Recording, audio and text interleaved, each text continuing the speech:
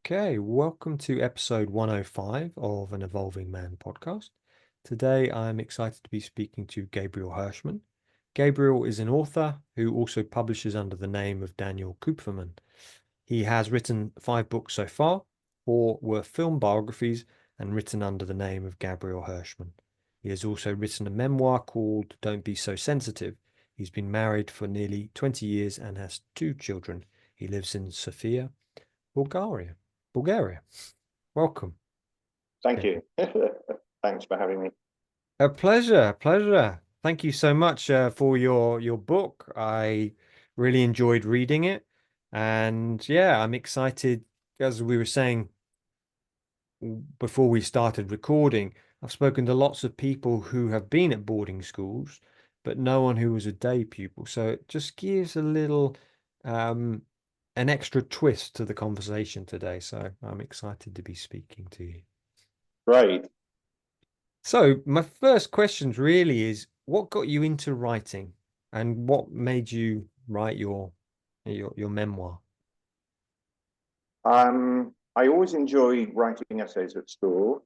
English was my best subject at school. It was really the only thing I was very good at. I just had a natural knack for writing, and vocabulary and words came to me easily. I got English O level very easily, and every time I wrote an essay at school, it was always read aloud by the English teacher, with a groan from all the boys in the class because they knew that it was going to happen all over again, yet again, Hershman. So I always enjoyed writing, and then I wanted to become a journalist in my 20s, but for various reasons, my 20s were a very difficult period, so that didn't happen until my 30s. And then about 20 years ago, I started to think of writing books, and because I had an interest in the cinema, it came to me very naturally to start to write biographies of actors. Mhm. And then later, after the biographies, I started to realize it's so much work researching the lives of other people that I suddenly decided it might be a good idea to write about my own life and hopefully pass on some helpful tips and experiences to other people. Mhm. Thank you. Thank you. Well, having read your memoir, I think it's brilliant, very heartfelt and yeah, painful in places, some of the experiences you went through. Um, So I'd love for you to share a little bit, what was it like growing up? Well, of course, all this is with hindsight. My parents divorced when I was 4. Um, I lived with my mother. My mother then met another man. I assumed they were married. They were not. He was my stepfather in inverted commas. Mm. Um, my father was a Jewish guy, and my mother was not. I was not raised in Judaism. My mum met my stepfather. I lived with my half brothers and my mother and my stepfather. Um, Although my stepfather at the beginning was quite charming, it soon soured. He became very racist. It became obvious that he didn't like Jewish people very much. He kept on making comments and berated me for everything, really. He himself had attended boarding school, and ironically, he always complained about his own experiences at boarding school, but as I got older, he never ceased wanting the same for me. He always wanted me to go to boarding school. Every time I did something wrong, every time I cried, every time I got upset, he'd say, boarding, boarding, you need to toughen up. This was his constant thing. You got to toughen up, and the only way to do it is to send you off to boarding school. He would say, I was packed off the boarding school when I was 8 years old, and I toughened up. After my father died, I went to boarding school, and he was always going on about me being too soft, and that basically boarding school was the answer. And I think it became obvious to me from an early age that it wasn't that he had my own interests at heart, but it was more that he wanted me out of the way. My half brothers had also gone to boarding school. They were 10, 12 years older than me. And I was seeing them temporarily, like they were at college, they just left school, they were going to university, college, they were starting jobs, they were in and out. So basically it was just me, my mother, and my stepfather. Thank you. Thank you. So I'd love for you to share a little bit about your mother deciding with Jared, your stepfather, to go off to Portugal. What happened and how was that for you? My mother had bought a villa in Praia da Luz in 1970. I know Luz is now synonymous with the disappearance of Madeleine McCann. But this predates this by about 37 years. My mother bought in Luz in 1970, and initially she and my father and myself went there.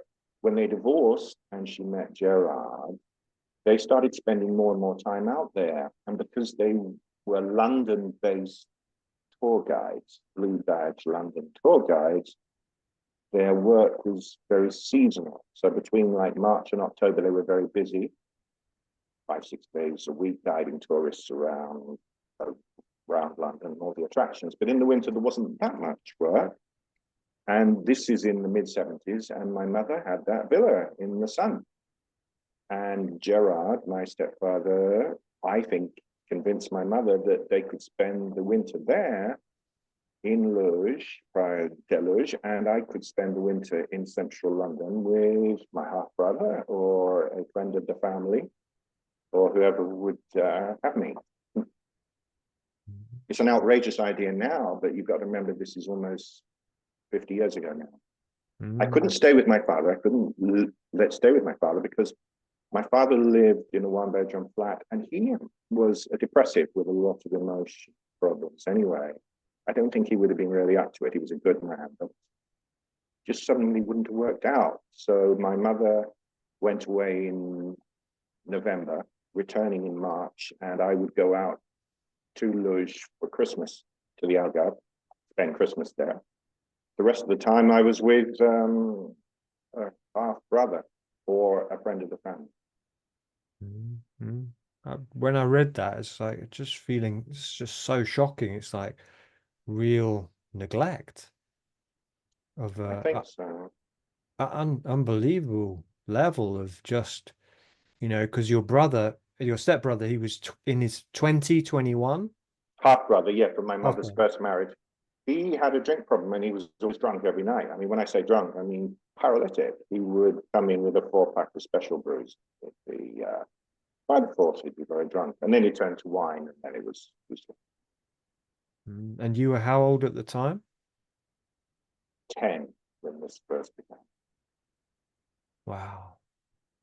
Yeah, when I read the story of the first time you went, that they left, it was that morning and you woke up and looking out the window. Do you want to talk a little bit of that first time they left?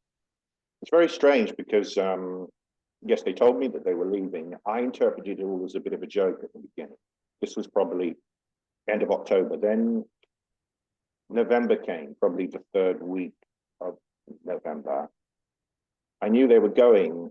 I woke up in the morning at about 5:20 in Pimlico in this big house. My bedroom was on the top floor of the house, and by a sort of, I don't know, telepathic connection, I woke up just as they were leaving and slamming the door. And I remember thinking, I looked at the alarm clock, it said 5:21. I can still see it in my mind's eye. And my mother had a headscarf on against the wind, high-heeled shoes, and she sort of hurried off into the car. And Gerard said, "Have you got where are the keys? Where are the keys?" And then they went off, and I almost shouted out of the window. I almost wanted to shout something like "Don't go" or something. I never got around to it. Wow. I felt very abandoned. Yes, I felt abandoned. Yeah. But as a child, you just accept what you're given. I didn't really challenge them about this. I just accepted my situation. I would have been on my own then for about 5 weeks until Christmas, when I would have gone out to Praia da Luz to join them for the Christmas holidays for probably 3 weeks. Wow. 5 weeks, and then obviously you went over for a few weeks to Portugal, and then came back until March. And yes, and then I would have had the far longer stretch, 2 months. Perhaps going out in February for half term, as you know, you're familiar with the Mm. private school holidays. You know, they have a generous half term sometimes. So in February, maybe I could get out to Luge for half term for a week to break it up. Not always. Mm. Wow, wow, amazing.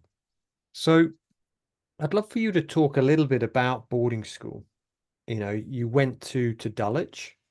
Yeah. How old were you when you went? And did you board or were you a day pupil?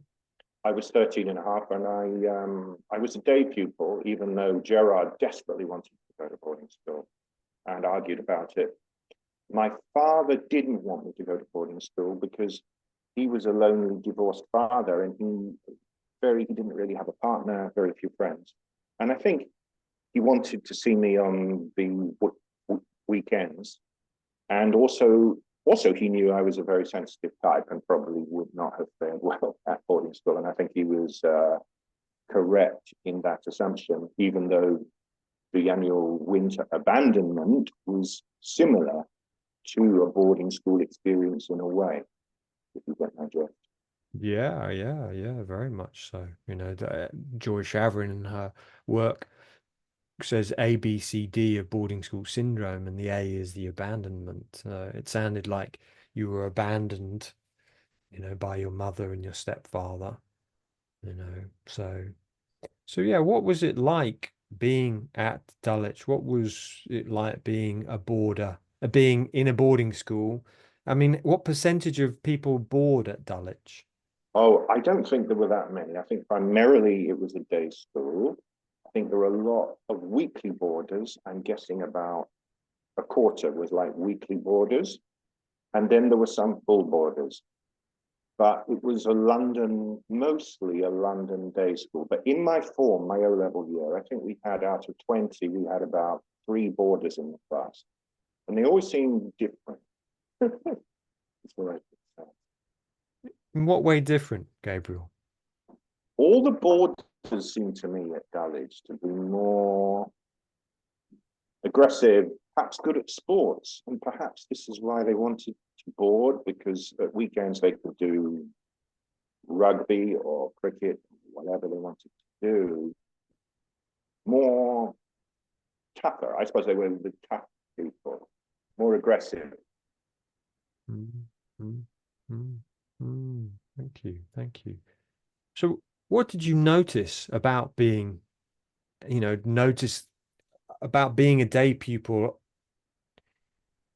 in a private school where there were boarders there? What did you see going on? Yeah, the day-to-day routine? Um, there were some funny experiences with the boarders. I found they were bullying other kids a bit more. They were the A-listers. The A-listers, the cool guys, and they were the people who had a lot of charisma or force and power of personality, the big guys. It was funny sometimes because I remember there was one boarder in our class who gave the classic line, I forgot my homework, it's at home. And the teacher said, well, you're in the boarding house, go and get it. And he said, oh, and it became this really weird standoff between the boy and the teacher saying, well, I think I left my homework at home. And the teacher saying, your boarding house is 300 meters away, go and get it. And they were shouting at each other in the class. But I didn't envy the kids at boarding school. I instinctively knew that I don't think I would have done well at boarding school. The head boy at Dulwich, I think, was a boarder. And it's just struck me, I think the deputy captain was also a boarder. It was like these were the kids that were more institutionalized. They were very involved in school life, sports. And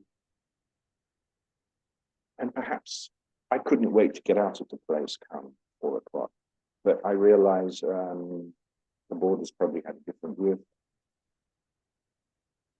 I couldn't wait to get out of school because I had problems. I was quite a sensitive, nervous kid, and I had a speech problem. And for me, roll on 4 o'clock, as they say.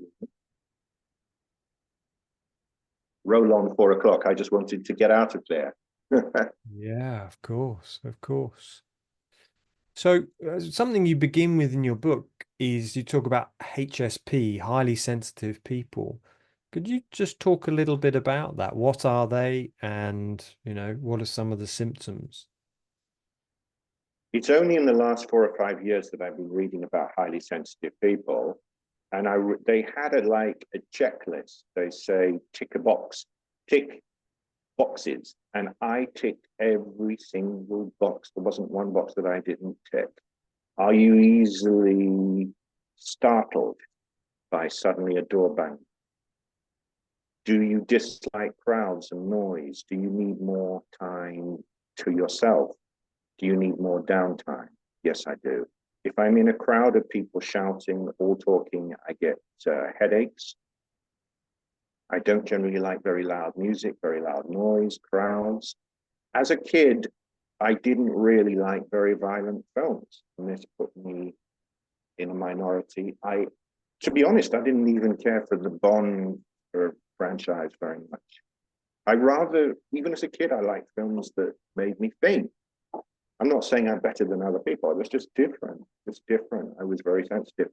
At school, if I saw a lovely sunset, I'd be staring out the window. I'd spend half an hour shuffling through autumn leaves. I just wasn't very like other kids. I didn't really like brawling, fighting, rugby. I disliked it. I could just about be average, perhaps even very slightly above average on occasions, but I didn't like it. And I was aware, in films when they used to give you an advisory at the beginning, they would say, those of a nervous disposition. I have to admit that probably I was one of those people. If I saw a very scary, violent film, I have to be honest, I probably wouldn't have slept very well. And even now, if I see something very violent, either a news story or a film, I probably have an uneasy night with bad dreams about it. Wow. And I was a bit of an outcast at school. I didn't really make friends, and was regarded as a weirdo. Wow, thank you for sharing about HSP, because I hadn't actually heard of it until I read your book. But it kind of, it made sense to me. I think I was very sensitive as a child, but I didn't have any choice. I had to dissociate. I became good at rugby, shutting down. My way of coping was not talking with people.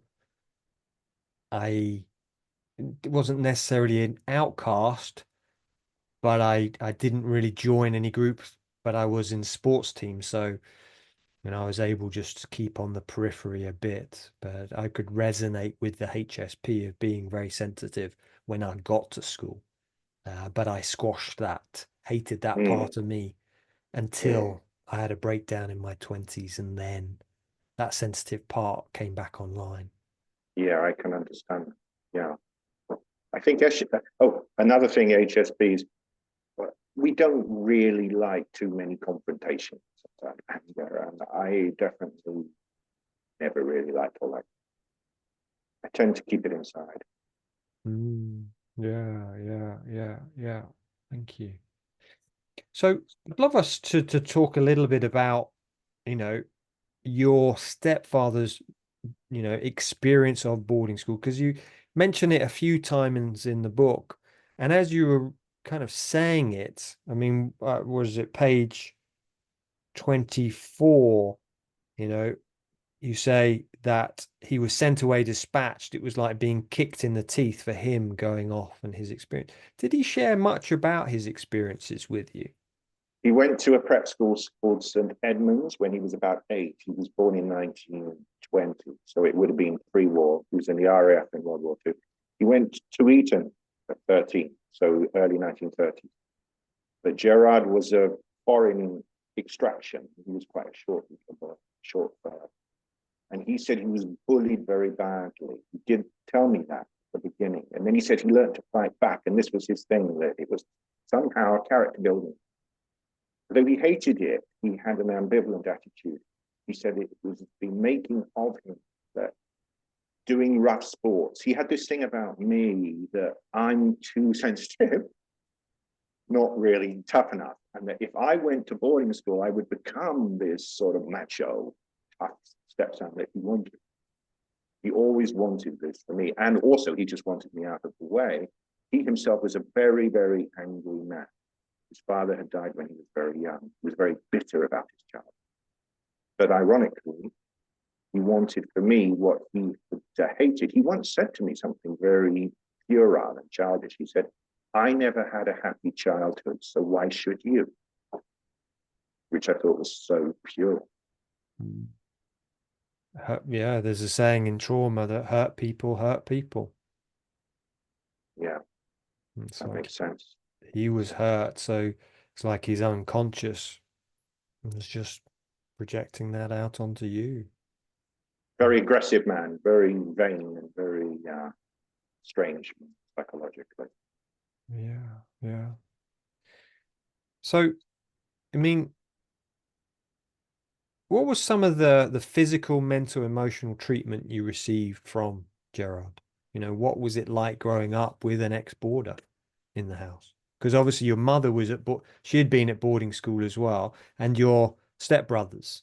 And my half brothers, yes, they both went to boarding school. Absolutely, yes. I was the only one who didn't, and I think this became, with hindsight, I realized.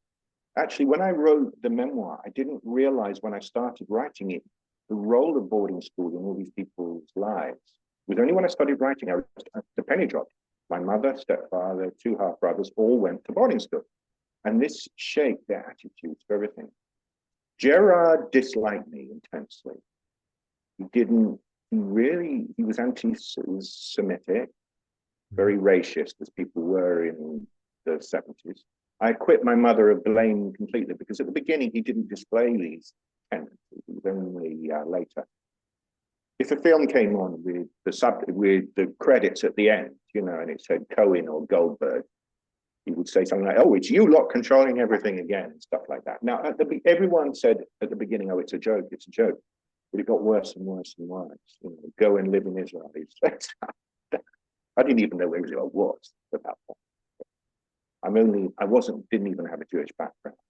My father was Jewish, but when they divorced, I never went to any synagogues. I never had a bar mitzvah. So I'm hearing all this stuff, but I don't really feel a Jewish identity. So that was the irony of it. Also, I developed this speech impediment, especially when he was, accusing me of things. I lost spontaneity and I found it difficult to fight back verbally. And he used to make fun of it all the time. He used to say, start again, we don't have all day, spit it out. He was a nasty Well, I'm sorry you had that experience, Gabriel. I mean, completely self-involved to an extraordinary extent. I mean, when my mother told him when she was in her 40s, she needed a cancer operation, his reaction was to sort of say, he paused for a while and said, "Oh, I don't think I'll be very good with anyone who's ill." I didn't bargain. Wow. Yeah. You cut out a little bit there. Do you want to just say that again, Gabriel? Oh, when my mother told him that she needed a cancer operation, he apparently replied, he paused for a few seconds and without expressing any sympathy, he said, "I don't think I'll be very good with someone who's ill. I didn't bargain for anything." Wow. Pretty weird. Amazing. Yeah, I think you then say about he's looking for jobs once your mother comes out of the hospital. Yes, because the winter trip to Portugal had to be cancelled. He was looking for jobs. My mother had only just been discharged, but not for himself, but for her. Very strange. Yeah, very strange. Very strange. So I'd love to for you to share maybe how did that impact you growing up you know, when you left school, how did that impact you? I had symptoms, I had my breakdown. How did it impact you growing up in that way? I think I had sort of anxiety, depression, and I had the speaking problem. This is, you know, almost 40 years ago now, far worse than I do now. And I kind of lost confidence. And everyone in my family had been a very heavy drinker. And apart from my father had died by then, sadly, right? And I started drinking very heavily. And it gave me the confidence. I felt much more confident when I was at the beginning. I thought alcohol was great, wonderful. It gave me the confidence to interact with people. And I found my 20s very, very difficult. I think this was partially the legacy of Dulwich College as well. That played a factor in it too. Difficulties would be opposites. That's difficulties holding down jobs, no stability. And I felt very depressed quite a lot of the time. I think it was partially Dulwich College, though. I think definitely being educated in these single-sex schools, I don't think that's a good idea either. So you see, I know people I understand the obsession with boarding schools. I completely understand that. But I think there are other elements of these schools that are very detrimental to the development of kids as well. The segregated sex schooling, just the nature of the schools. They're not like, you spend your whole life with girls. What's the point of being educated? It's just a thought. Yeah, it Do doesn't you really think so? make sense. Yeah, I think even co-educational boarding schools, certainly the first few years, you have classes together, but I rarely spoke because you weren't allowed to speak in class. So although they were there, you didn't really speak to them. You'd go to chapel, they were sat opposite. I would deify them because I was very shy. I think I saw it from time to time, but there wasn't so much on the younger years, an interlinking between the sexes. It was very much we stayed in our boarding house, they stayed in their boarding house. Maybe 13, 14, 15, there was a bit more of a connection, but even not for me. It wasn't till I was probably 17 that I started having girlfriends, but I was very shy with them. So I think sometimes the single the single sex, yes, you never see another woman or the feminine, apart from say matron. But in the co-educational, I think those first few years it feels very weird because they're there, but you can't really talk to them. It's not relaxed like at home. It's not Right. you're just hanging out. It's quite rule based, and you can't just hang out. We had no girls. Dulwich College had no girls at all. There were no girls. Mm, And all the teachers were mostly men. If we had a female teacher, and if she was young and even halfway attractive, it was absurd. Every time, I think we had a French teacher who was about 30, fairly good looking. Once she turned round, all the kids sort of looking under her skirt. Insane. This is man. It's just so unusual. And also the behavior of kids, I think, when it's all boys together is definitely worse. yeah, yeah, you're right. You're right. So, you know, some of the other things I picked up in the book, you mentioned your mother, saying that he'd had an emotional hysterectomy. And I just thought that was a really powerful turn of phrase Oh, that oh, she said it about Gerard. Yes, about absolutely. Gerard, Mm, that that was really powerful because it's like, again, Nick Duffel says that's the principal effect of boarding is as a problem with emotion. And that she said that about him, that he's had an emotional hysterectomy. I mean, did you notice that, growing up? Well, that's the side of my mother that was a deep thinker, and she was right. I mean, maybe it was the unmaking of him going to boarding school. You know, he was not a man who had a lot of compassion for other people. He always said, the law of the jungle, survival of the fittest.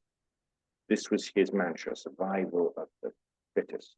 And that if he saw a disabled person, he would say, oh, they're not worth worrying about.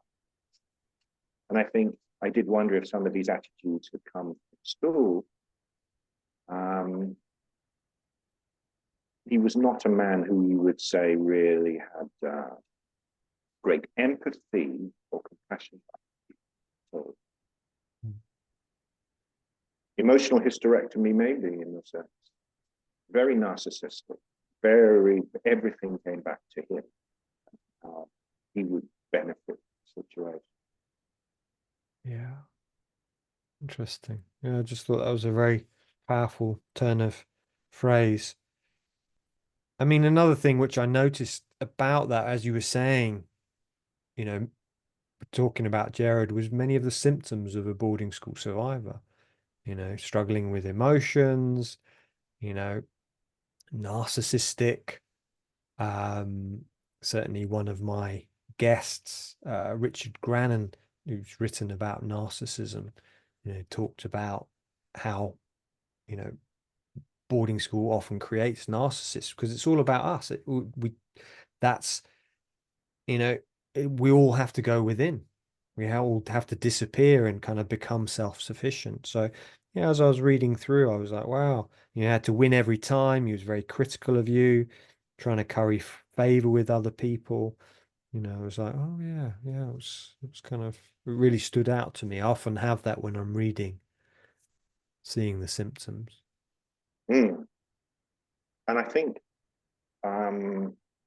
some of these attitudes come from the top of these schools and they trickle down, I suppose.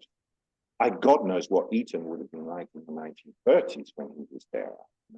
We imagine quite a very cruel institution. And of course, the Dulwich College that I'm talking about, I refer to in my book, that was 40 years ago. So I'm assuming, perhaps optimistically, and I don't know, that things have changed for the better at these schools, but I don't know. Perhaps these schools are more open and inclusive than they were. 40 years ago, there was nothing. The headmaster, he never mentioned the outside world at all to us. I don't remember one single mention of the outside world. Mm-hmm. Very strange. Yeah, you mentioned, I think, about Dulwich, Dulwich was remarkably sink or swim.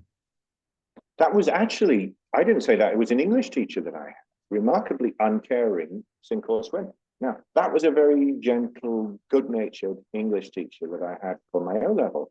And he had to leave the school early.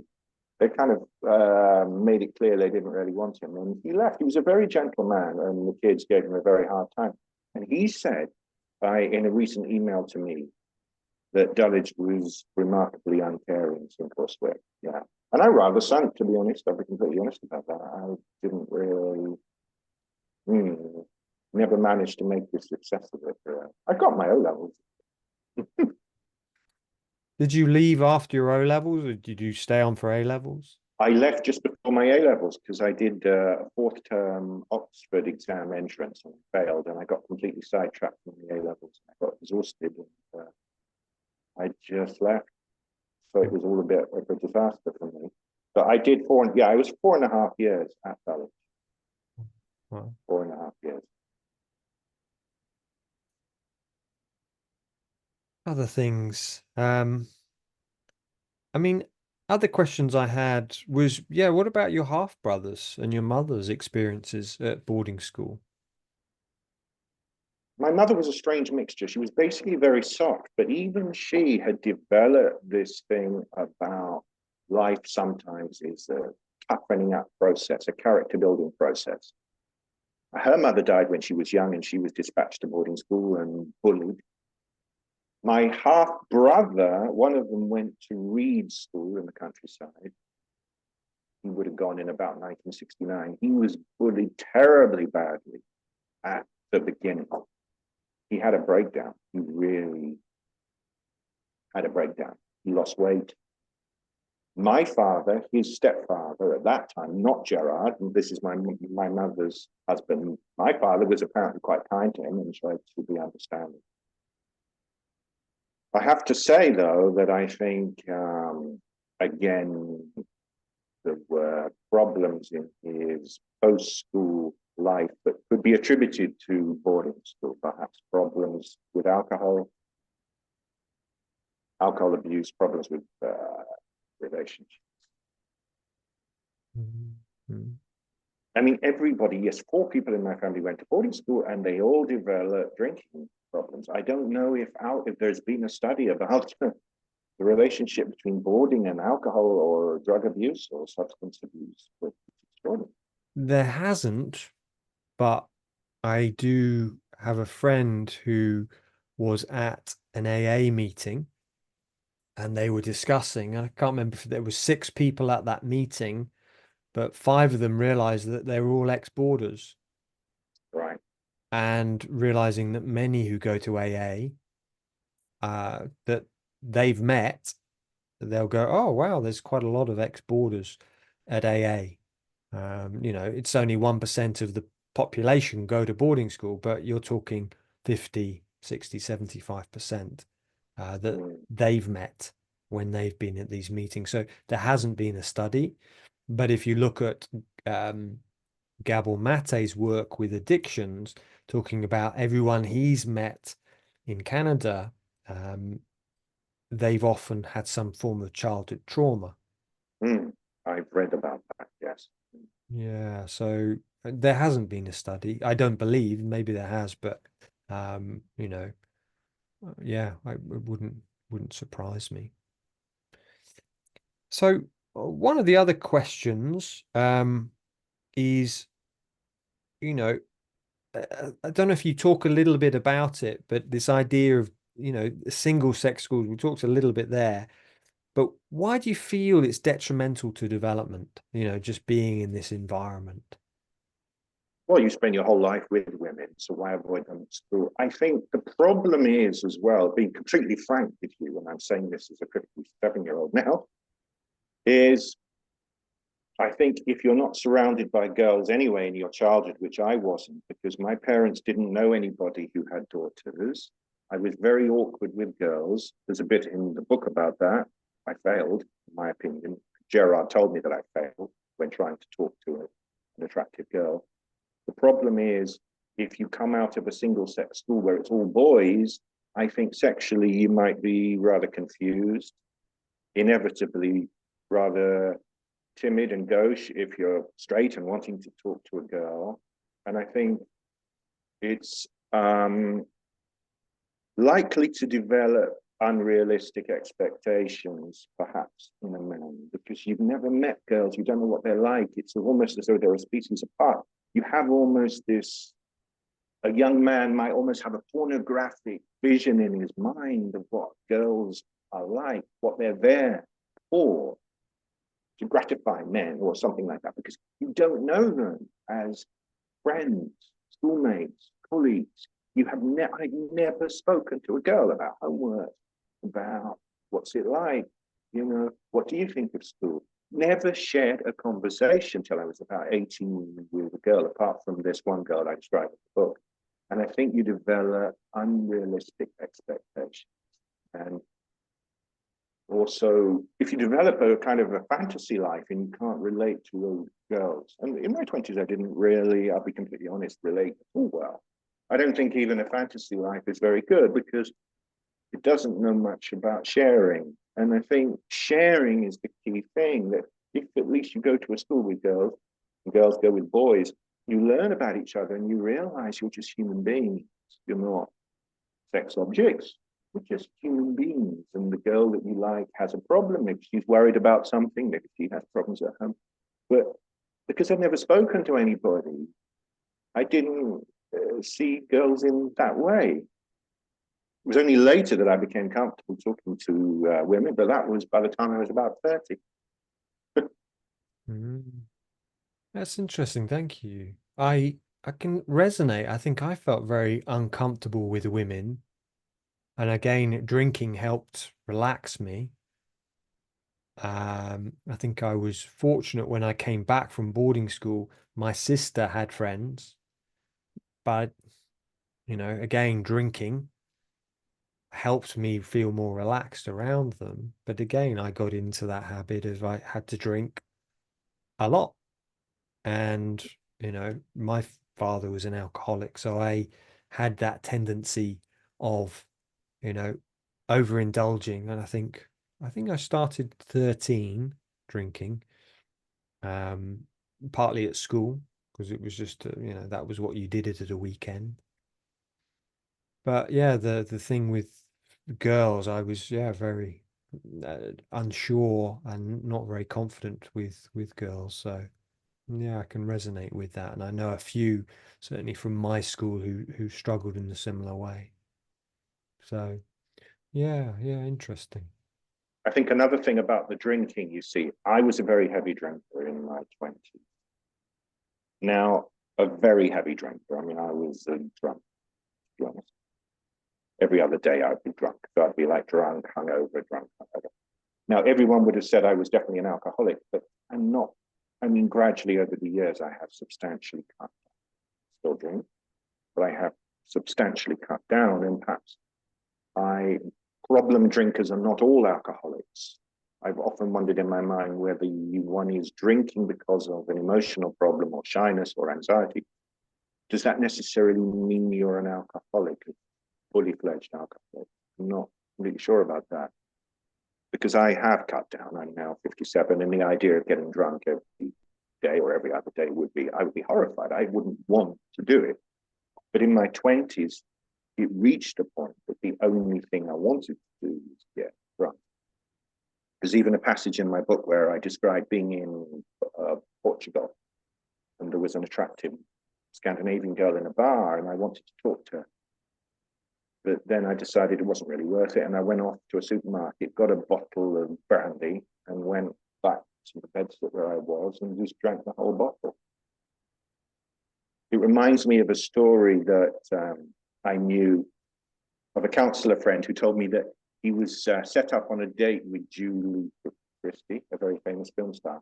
Oh yeah. But rather than go on the date with Julie Christie, he decided to get drunk all on his own. So alcohol had so much of a hold over him that he even spurned the idea of a date with a film star. And I was a bit like that in my 20s. It really had a grip on me. But very gradually, as I've understood my emotional problems and my inhibitions, and perhaps why I was drinking so heavily, I've also got a handle on the drink as well. I mean, I don't drink half as much as I did then. I still drink, but not a quarter as much then. So I wonder, perhaps this is another of the themes of the book, is problem drinking always synonymous with alcoholism? Or is there perhaps a point where you can deal with problem drinking if the main cause is an emotional one? Great question. Yeah, I mean, for me growing up, it was never mentioned that my father was an alcoholic. So that was never in my mind. It was only when I was speaking to a doctor friend in my late 20s, and I said, "Oh yeah, my father had cirrhosis of the liver," and he said, "Oh, he's an alcoholic," and I said, "No, no, he was just just a drinker." And he says, "There's only this much left of the liver, and the liver is this big when you're got cirrhosis of the liver. That's how much is left alive. That shows you've drunk a lot." He probably almost certainly was an alcoholic. So yeah. But, but but yeah, I don't know the definition or the defining, but it makes sense. So what have you found has really helped on the path of recovery? So it sounds like 20s was a very difficult time, drinking a lot. Sounds like something was processing. What happened, Gabriel? I look back on my life and I realized that the happiest memories I had were not of people drinking. It's very strange because, when people drink at a party and they get drunk and afterwards they say, well, that was so much fun, wasn't it? Wonderful, wonderful. We've had a lovely time. We've had so many happy, what a Christmas that has been. Wonderful. We're pissed out of our heads. Hey, fantastic. No, when I look back, I realized the happiest memories I had were when I was with my mother before she met Gerard, when it was just the two of us, when she wasn't drinking very much, when it was just quiet, peaceful times, walks in the countryside, swimming with my father in Dolphin Square. I realized that the happiest memories of my childhood did not involve alcohol at all. And also, I had some very bad experiences when I would wake up on street corners, very hungover and not realizing what had happened. I realized I was putting myself in real danger. And also, it just reached the point I no longer wanted to do it. You know this sort of laddish obsession with Oliver Reed? Yeah.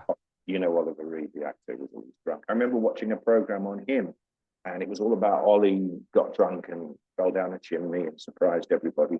And then a friend came on and he said, my happiest memories of Oliver were when we had a holiday in Guernsey and we were just of a winter's day walking around near the shore sober. And Ollie was very quiet, pointing out birds, pointing out the waves, just quiet conversations. And I realized my happy memories were more of sobriety than drunkenness. Mm-hmm. And what's the point of inflicting that on one's own children? Cycle. And I think my children have never really seen me drunk the way I saw my mother, our brothers, Gerard. I don't think my children have seen they might have seen me have 2 or 3 drinks too many, but not really drunk like I saw my mother, Gerard. Mm-hmm. So that was like a shift, just to see that so many of your happy memories have been of times when you hadn't been drinking, and that helped you to go, oh, actually. Yes, it helped. It wasn't overnight. It wasn't a moment of illumination. It was gradual, but it helped me change my attitude to shift gear a bit. It's interesting if I think back to, so I wouldn't have said I wasn't an alcoholic, but I was a heavy drinker, and I used to smoke marijuana every day, and I did that for a number of years. When I went to, I think I just overdone it so much. It was like, oh, I don't want that anymore. But sometimes there would be an urge, or oh, I fancy a beer or a drink. I would remember what it was like lying in my own vomit. And Mm. that just memory were like, okay, I don't want that. And that was helpful. So it sounds like for you to remember actually my happy times. And I remember the first New Year's Eve since I'd been 13. I think I was 27 or 28. And I didn't drink. I was in the monastery and it was like, it was incredible. What a beautiful evening. Lots of people, gratitude, there was a little ceremony. I was like, wow, this is incredible. I've Yeah. missed New Year's Eve for the last 15 years because I've been passed out across the world The drunk. best cure for really problem drinking is to see, go and see somebody who's got liver cirrhosis or whatever, see the devastating impact. Sorry about your father. Just saying, I have a half brother who's in a similar situation. It's awful. It's not a pretty sight at all. It's horrible. No, no. So as we start to wrap up, thank you so much for your time today. It's been really great. How do people find out more about you, or where can they buy your books? Under Gabriel Hershman, my film books are all on Amazon under Gabriel Hershman. I've written biographies or appreciations of various British actors. Um, but I decided to write the memoir under a pseudonym just to demarcate the books because it was such a different genre of books, and also to protect a couple of friends of my mother and family members. So the memoir is also on Amazon. Don't be so sensitive. It's on Amazon, but under the name of Daniel Kupfermann. But under my real name of Gabriel Hershman, all my film books are there. Okay, great. Thank you. What we'll do is I'll put into the description both biography, link to biographies, and the link to Don't Be So Sensitive. Oh, So thank you. people can buy it. And yeah, I really enjoyed reading it. I mean, it was a bit, I was shocked when your mother and Gerard was like, right, we're going. I'm like, what? I was pretty horrified, and it didn't also surprise me that that was our culture of neglect in the 70s and Mm. the 80s in Britain. So I wonder if I'd thrown yeah, the. well, I just wonder if I'd thrown the coffee table at them. Maybe they wouldn't have done it. I don't know. With hindsight, if I'd thrown something at them and said "you bastard," maybe they wouldn't have done it. I don't know. But, I didn't protest for it. yeah, I think that's often what people say about boarding schools. If we hadn't, I've heard stories of people saying, if you'd written another letter, then we would have taken you out of the school. Or if you'd said anything more, then it's like, on one level, we put the responsibility on the child, which was what we've done with the child sexual reporting. It's not mandatory still in this country. It's still the responsibility of the child, but it has to be the adults who take responsibility for Yes. this. And it's ridiculous that this is still allowed to go on, this neglect, whether it's boarding school sexual reporting. Nick Duffel calls it normalized neglect, boarding school, because it's like, Yes. oh no, that's normal.